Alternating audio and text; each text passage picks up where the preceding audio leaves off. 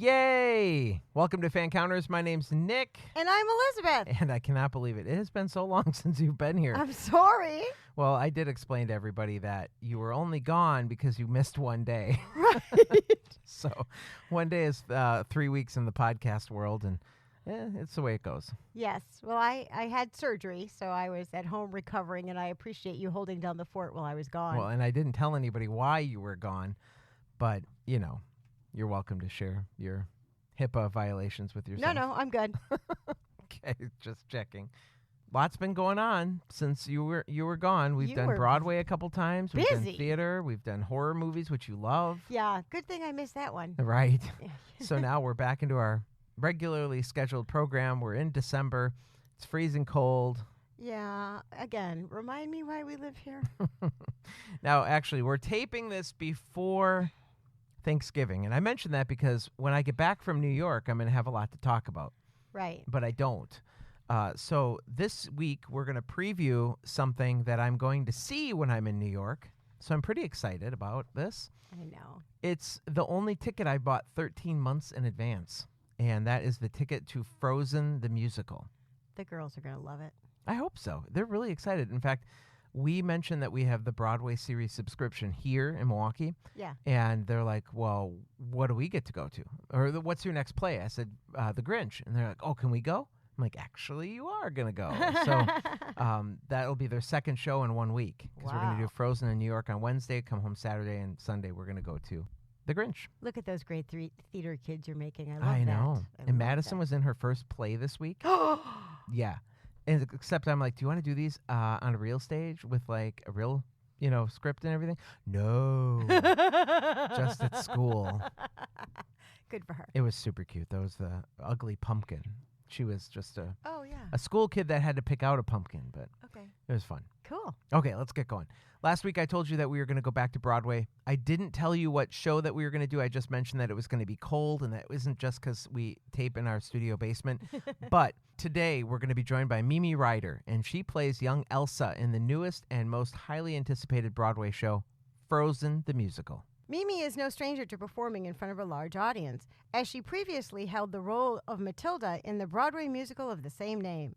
With appearances on television like Blue Bloods, you'd think this young lady has done it all, but maybe, just maybe, she has her sights set even higher. We'll find out on the show today.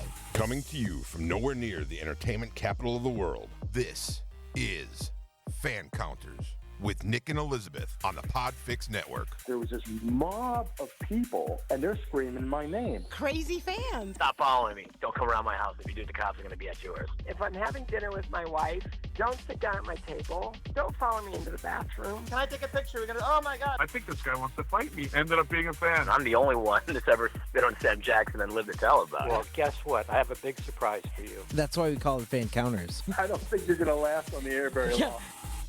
Mimi Ryder, welcome to Fan Counters. Thanks for being here. Thank you so much for having me. We're excited to talk to you because of your role as young Elsa in the Broadway musical Frozen.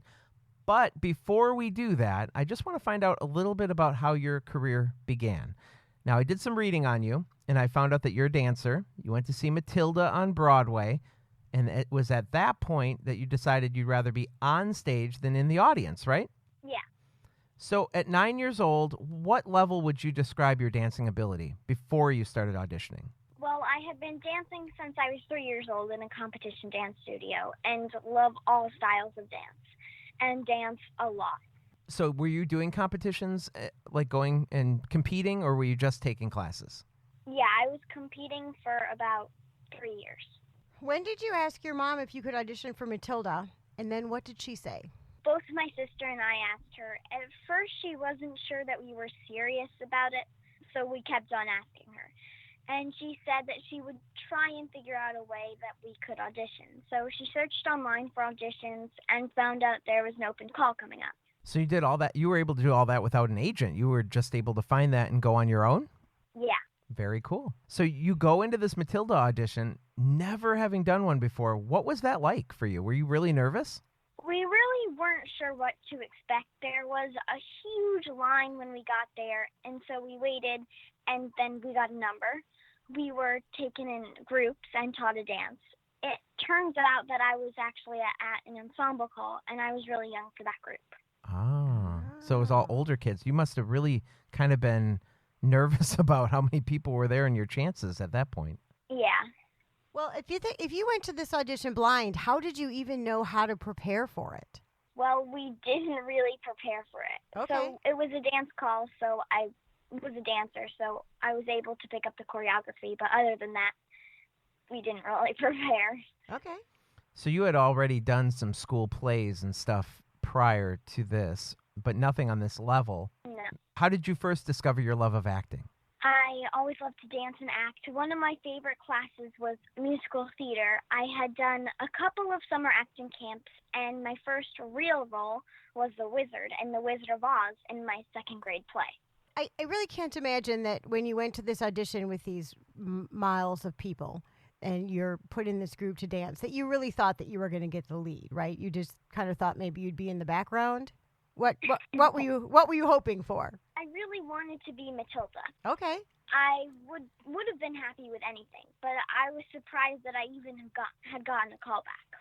So take us through when you get that call back and then when you get the role. Tell us how the process goes. So you get a call back, and how many kids do you think were called back? For my first call back, maybe about 50. Okay. At my first callback, I was asked to bring a song to sing, so we had to find and learn a song. Turns out having a second song would have been better, but they asked me to sing Happy Birthday for that. Then you did another callback? Yes, and there's 3 callbacks, and at the second callback, I had to learn and bring in a poem. And then they finally call and tell you got the role. So where were you when you found out you got the role? We were getting ready to visit my grandparents, and my mom got the call, and we were totally shocked. I literally felt like I was in a dream. It was probably the happiest day of my life. That's cool. That had to be a special visit with your grandparents. Now you get to celebrate having this huge role. Yeah, it was really fun. For 9 months, you were able to star in the show with your sister Talia. What was that experience like for both of you to be in the same show together? That had to be pretty cool. It was amazing. Talia is the most supportive, loving sister ever. Having her there was the hugest comfort. It was so cool to be in a scene and be able to look over and see her. In one of the scenes, my character had to go over and help her character because she was having an asthma attack. So that was really fun. So she played one of the kids that was at your school? Yeah. Okay. And do you think that Talia felt jealous that you got the role, or do you think that she was okay with it? Talia and I are totally happy and supportive of each other. And being 3 years apart, it's really hard because we're not really competitive for the same roles because there's such a huge age difference. Now, the character of Matilda, that's a huge role. You're on stage for like 105 of the 135 minutes of the show. So how did you prepare to take on a role that was so intense, knowing that even during the show, you're not going to get many breaks? So how did you prepare yourself for that? I'd seen the show and was so excited to be on stage. We rehearsed for 7 weeks, 6 days a week. And we were really, really prepared to take on the role. And there was 4 Matildas at any given time, from what I read. So what was your performance schedule like? How many shows do you do in a week and all of that? We performed at least 2 shows a week and had to be on standby in the theater for 2 shows a week. For the other shows, we were on an off-site standby in case we needed to come in. Okay, so like if you woke up and you had the flu like really badly, obviously you could call and one of the other Matildas could step in. Exactly. Okay. Now, when you say 2 shows a week, would you do like Saturday afternoon, Saturday evening? Would those be the same kids or? It really depends on that week in the schedule. Did you have to master a British accent for the role of Matilda? Yeah. I mean, I had never done an accent before, and, part of the training for Matilda was with a dialect coach who taught us that accent. And how long do you think it took you to really feel comfortable doing that accent all the time? Probably a couple weeks. Can you say something in that accent? Sure. What do you want me to say? Why don't you tell us, like, today's date and something about Halloween? Well, today is Halloween, and I'm going to be a Dalmatian. That's awesome. Great. The Matilda production in particular really did believe in letting kids be kids as much as possible. I read that they actually forbid you from going out the stage door to sign autographs and take pictures. Did you feel like they took something away from you by not being able to do that? Or what was your mom thinking? Was she happy that happened? Or? In Matilda, it was a rule for all the Matildas and ensemble, no matter the child's age, we had to leave. I mean, it let us quietly leave the theater and resume being kids. Okay. In Frozen, we're allowed to sign autographs and take photos with the fans, like most shows. I see the benefits of both, but enjoy getting to see the fans, especially kids, after the show. We're called fan counters. And so did you have any memorable fan encounters with any people from Matilda? One of my best memories was a little girl that came to see a lot of my shows. She was always so kind and supportive, and in the end, we got to know her family really well. She was inspired by Matilda just like I was. And today, she plays young Anna with me in Frozen. Wow. Very Now, cool. in Frozen, which we're going to talk about in a minute, how many different young Annas are there? There are 2 young Annas and 2 young Elsas. You're doing much more than 2 shows a week, I would assume. Yeah, we do 4 shows a week, but we're always there for all 8. Oh, right, because if there's only 2, if one goes down, she's it. Yeah. Oh, golly, that's a big time commitment. Okay. Let's talk about Frozen. So prior to being cast as young Elsa, how many times do you think you would have watched the movie? Wow, I probably can't even count the number of times I've seen the movie.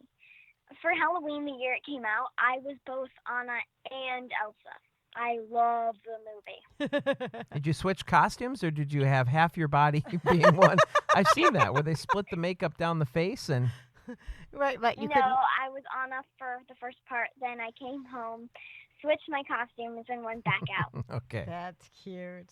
Did you go through multiple auditions like you did with Matilda for this role? Tell us a little bit about how this was different or the same as auditioning for Matilda. This was different than Matilda because now I have an agent. And I went first to an appointment that my agent was able to get me. From there, I went to several callbacks before I got the role. Now, this had to be a highly coveted role, too, because we had started hearing about Frozen the musical maybe a year and a half before it even went on stage. So, I mean, there was a lot of buildup for this.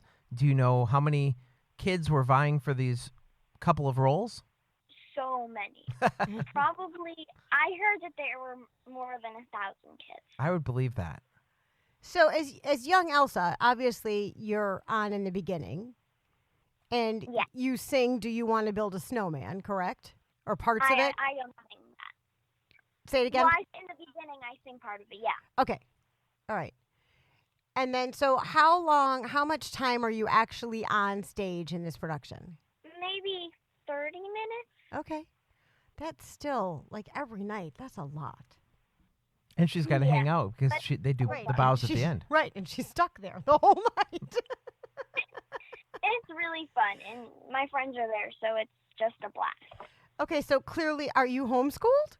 I go to regular school, but my teachers are really flexible and understand. And I don't miss a lot of school because I'm at the shows on nights, and so I only miss Wednesdays because of matinees. Okay. So they send me my work, and I can stay on top of it. Wow, that's amazing. Now, if you weren't cast as young Elsa, was there another role on Broadway or maybe even another show that you've seen and you're like, ooh, that would be really cool to play? Right now, there are not a lot of kids on Broadway. I mean, I really love Frozen, so I can't imagine me doing anything different. That's a good answer. Yeah, that's really cool, though. What have you found to be the most challenging part about playing young Elsa? In the bedroom scene, I have to run up and down off the beds. I just had to get used to that. That was probably the most challenging. Are they real mattresses, like they're squishy, or are they hard? Yeah. Oh, that Mine does is- make it more It's challenging. like memory foam, which is really fun. Oh, my to gosh. learn. That can't be easy to run across. Sometimes I wish I could just, because we get to lay in the bed, I'm like, I'm just going to stay here. Don't be too tired before you go out on stage then. Just going to That's take what a I'm little hearing. nap right here and see if Yeah. anyone notices. I'm going to be in the audience the day before Thanksgiving for the afternoon show, and we're coming to New York for the Macy's Parade. So my wife and I and our twin 6-year-olds are going to be in the audience in a spot that you refer to as ceiling people on your Instagram.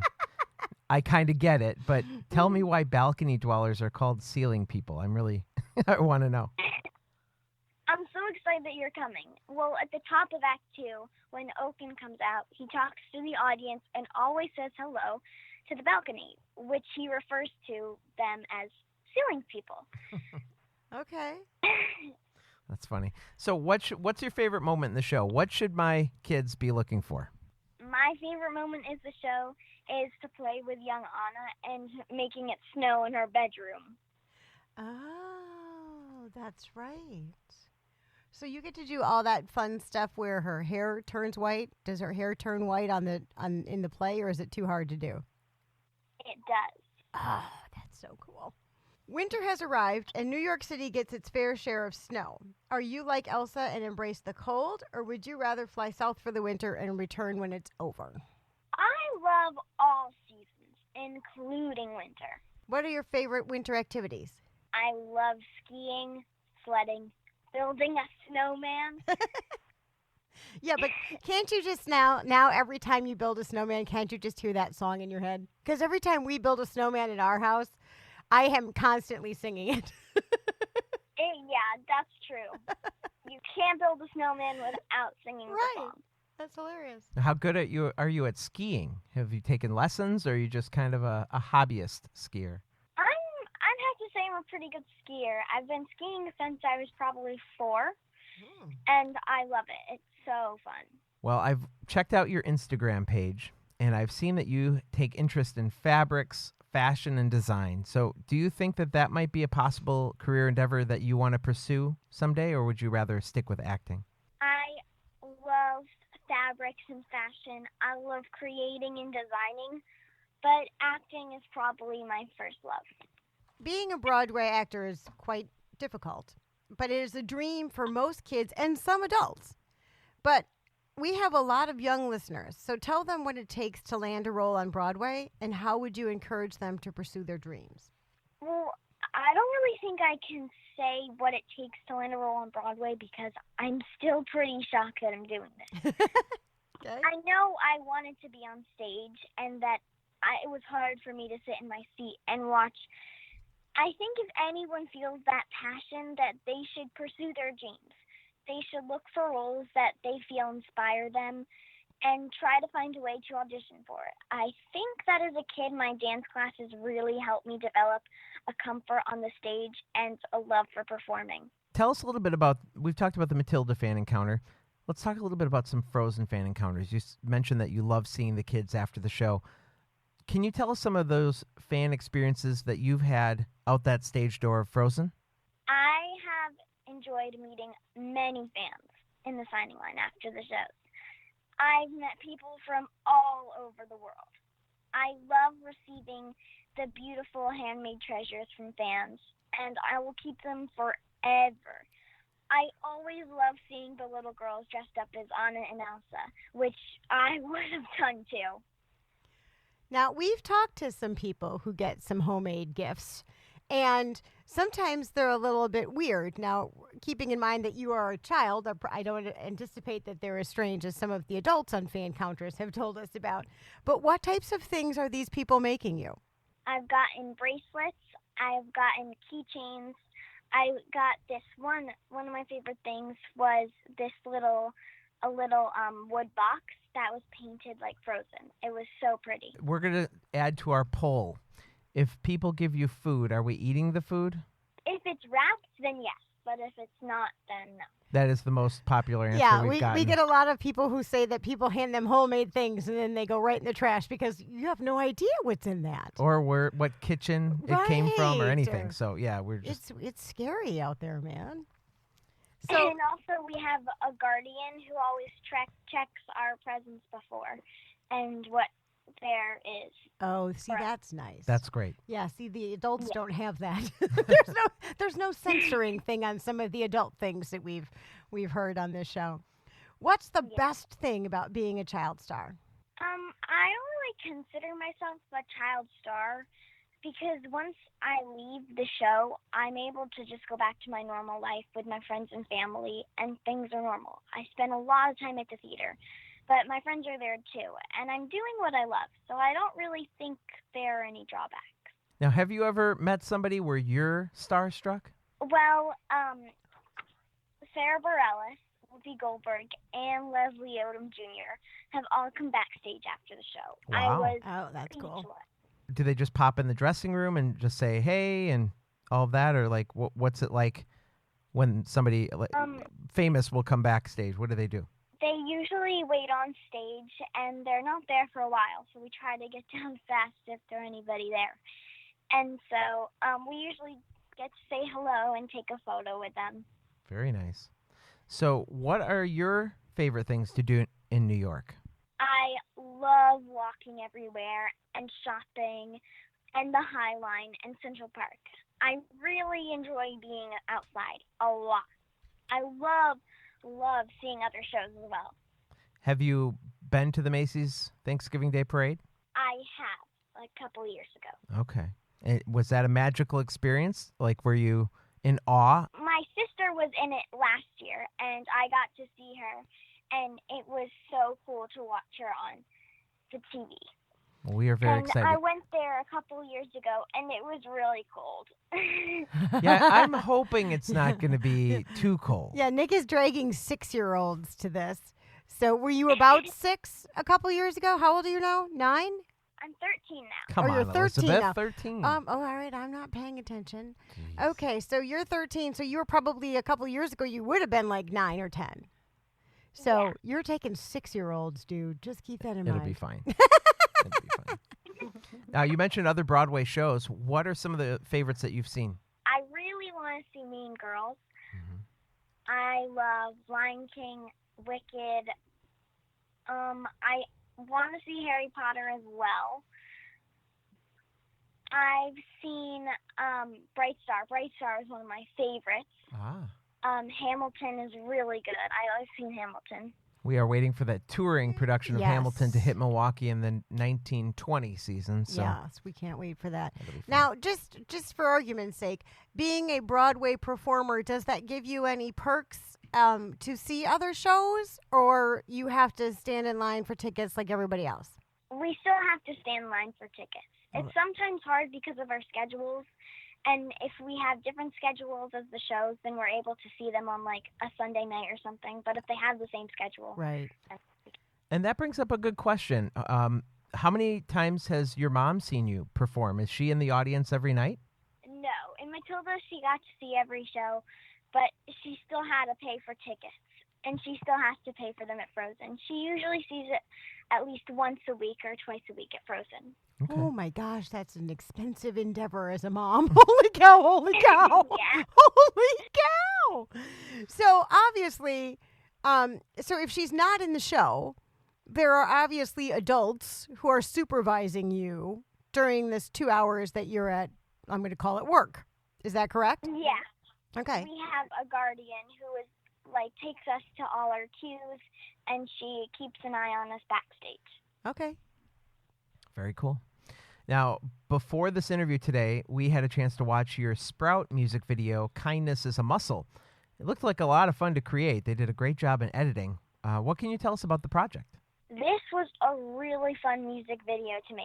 I was able to sing and dance and act in it. But most of all, it was promoting something that is so important to me, being kind. That's a theme at my kids' school. It has been, like, usually they choose an annual theme. Well, this one is carry on, at least we're in our 3rd year of Kindness Matters. So I don't think that that's a message that could ever go old. And this video that you were in has over 2.2 million views on YouTube. So it's pretty clear that your message is getting out there. What are some of the ways that you think kids can do their best to spread kindness? Being kind, always helping someone who needs to be helped, always having their friends' backs, and smiling, probably. That's good A answer. good That's good. smile for Yeah. anyone is always a good thing. I was lying in bed with my 9-year-old last night, and on Disney came on. It was a good longer than a minute, so it might have been a 2-minute little thing from the cast of Andy Mack. And it was all about kindness. And they actually, one of the things that I really appreciated about it was that they showed active kindnesses as opposed to just talking about it. Someone asked someone who was sitting by themselves to come eat lunch with the group. Someone helped somebody get off the bus who had like a big tuba or something. They had to get off the bus. But I really appreciate, I like the message because I do think that kindness is not... in a world right now where hate seems to be a dominating force, the kindness really, really, really matters. And I do believe kindness prevails in especially like local communities and that kind of thing. Yeah. And hopefully you see that in your school as well, where hate seems to get the headlines, but I think you see more kindness than I not. hope so. So tell us about your social media push for Sunday Thanks. What's that all about? I've been doing Sunday Thanks for 6 months now. I like to post every Sunday something that I'm thankful for and hope that others will be inspired to do the same and use the hashtag Sunday Thanks. Being able to be thankful is for something little or big makes us appreciate what we have, even if things aren't exactly the way we want them to be. It reminds us to focus on what's good. And those that we thank feel happy and appreciated. Is this a Sunday Thanks hashtag that you came up with? Was this something that originated from you? Yeah. Awesome. Nice. I love that. So you've been on television before. In fact, that came very early in your career. It was a guest spot on the Tom Selleck, Donnie Wahlberg show, Blue Bloods. What can you tell us from that episode that you filmed? What do you remember? I loved filming that episode. Donnie Wahlberg was super nice, and I met other great actors as well. What was your part in that? Like, what did you have to do? I played a little girl whose mom just died. So it was just being sad and, like, kind of going through that. Wow. That's kind of a heavy role for your first time on television. Yeah. So do you prefer, now that you've done television and Broadway, do you prefer to do Broadway or television and movies? Theater and film are different, and both are a lot of fun, and I'm really happy doing either. Okay. Working is always a good thing when you're an actor. I know. Yeah. That's a lot of pressure for a 13-year-old. That's true. So we do have some fun questions that we want to ask you before we let you go. We ask this of all of our guests because our fans love hearing about what our guests watch on TV, what their favorite shows are, what you might be streaming. So if we went to your house and looked at your DVR right now, what would we find? Well, my favorite show is The Office. I watched this with my sister and brother. We've seen all the episodes at least 100 times. That's kind of a grown-up show. Yeah, I guess it is. I was thinking more like Riverdale or something, like The Office. I've actually never seen Riverdale. I want to see it. Oh my goodness That's gracious. that's usually what we hear That's from our usually teenage guests. Yeah, all of our teenage guests say Riverdale. We've never seen it either, but everybody talks about it. But The Office, that one was a surprising answer to me. It's really funny. I love it. Okay. What else? Anything else? My favorite movie is probably Little Miss Sunshine. That's also a grown-up movie. Yes. With a very cute kid, so what are you All gonna do? right. So Christmas is just a few weeks away. What do you hope Santa brings you this year? I have my eye on a pair of Elsa skis. Oh, that would be fun. Yeah. Those are downhill skis? Yeah. Okay, cool. Mimi, what do you hope that your future has in store for you? If you could write your own story, what happens next? Well, I continue to work on Broadway or in film and spend a lot of time with my family and friends. So I guess I'd be happy if things could stay the same as they are now. Okay. Very good answer. Where can we find you on social media? My Instagram is Mimi.Ryder. Okay. Do you have a Facebook, or are we too old? Or Twitter, right? Oh, Twitter. You know There how you go. I just have an Instagram. All right, cool. So, and that's a good thing because a lot of people impersonate people out there. So she's only got an Instagram, and it's Mimi.Ryder, right? Yeah. Awesome. Is there anything else that's that you wanted to mention or you have coming up or that you want to promote? Did we hit everything? I think so. That's awesome. Outstanding. Mimi, thank you so much for coming on today and talking with us. You are such a delight. Thank you so much for having me. Our thanks to Mimi Ryder for joining us this week on Fan Counters. What a little sweetheart. Yeah. Oh, my gosh. What a fantastic opportunity. Think about the experiences that she's going to have on her resume. I was Matilda, the lead on Broadway, and now to be young Elsa in a groundbreaking show. Well, all I kept thinking about was Sarah Jessica Parker and Andrea McArdle, both who played Annie on Broadway, and then went on to have huge careers just based on that small little spot of their world because they were New Yorkers. Wow. Yeah, and New York does present tons of opportunity. Yeah. Wow. And to just go in on Matilda on an open audition. that holy to me, free holy, man. when I read that, that's one of the reasons why I booked her on the show, because that's so unusual. Who does that? Right. Yeah. So yeah.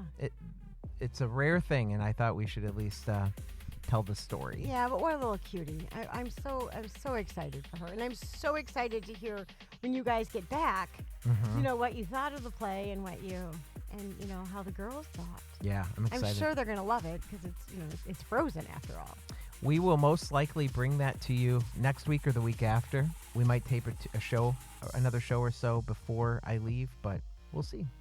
It's always a hard thing with podcasting is getting things out, making them timely, but because we're dealing with celebrities, we're kind of on their schedule. Right. We don't really get to pick when we tape shows. We come when they tell us to. Yeah, so that's pretty much how it goes.